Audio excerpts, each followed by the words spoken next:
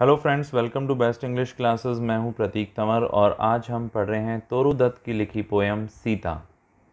तो आइए शुरू करते हैं इसका line by line explanation Hindi में।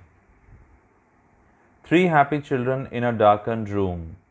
3 खुश खुश बच्चे एक अंधेरे कमरे में बैठे हैं।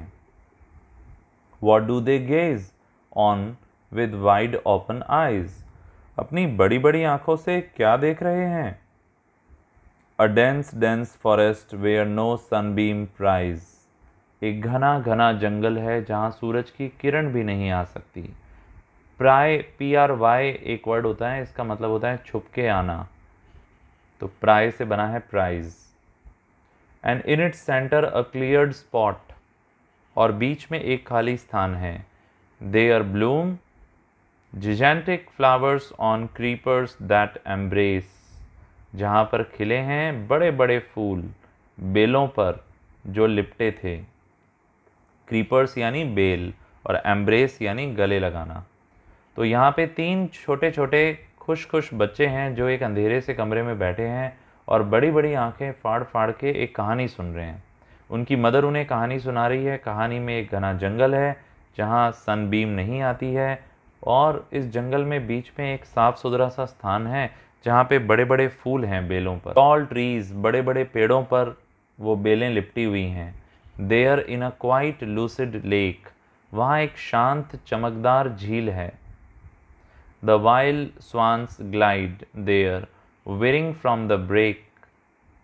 जहाँ पर हंस तैर रहे हैं और वहाँ पंखों को फड़फड़ा रहे हैं।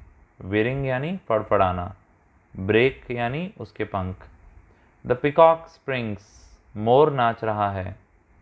देयर वहाँ herds of wild deer race, जंगली हिरणों का झुंड दौड़ रहा है। देयर वहाँ patches gleam with yellow waving grain, जहाँ पीला अनाज हिल रहा है और चमक रहा है।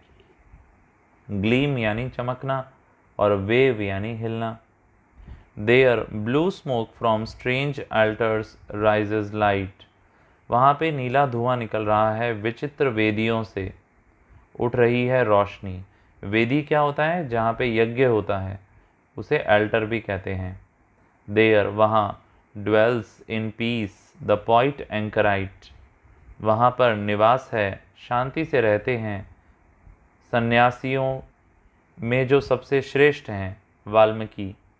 उनका स्थान है, वो ड्वेल करते हैं यानी रहते हैं, निवास करते हैं। But who is this fair lady? पर कौन है ये सुंदर औरत? Not in vain she weeps, व्यर्थ में नहीं वो रोती है। For lo at every tear she sheds, उसके हर एक आंसू गिरने पर।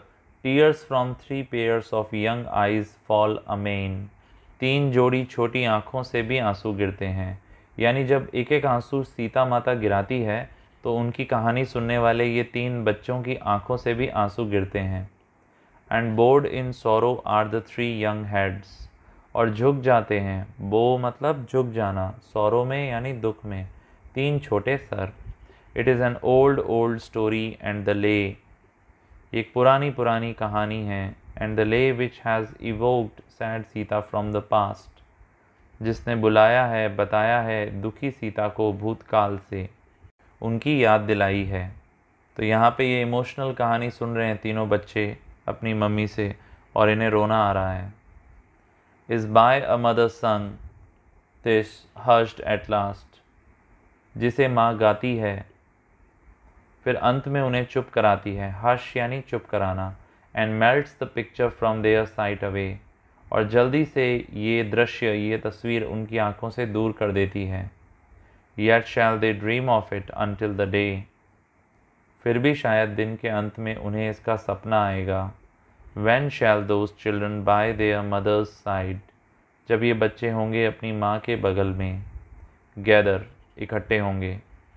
Me as erst at Eventide, ये फ्रेंच भाषा में से लिया गया है कि कहानी ख़त्म करके बच्चों को गले लगा लिया माँ ने।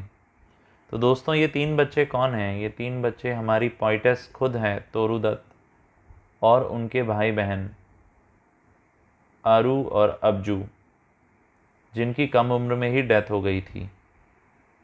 और तोरुदत्त उन्हें मिस कर रही है और बचपन को याद कर रही है, नॉस्टैल्जिक हो रही है। आज के लिए बस इतना ही, जल्दी फिर मिलेंगे एक और टॉपिक के साथ। Thank you so much.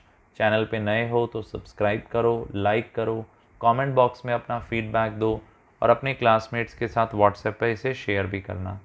Thank you so much. Bye bye.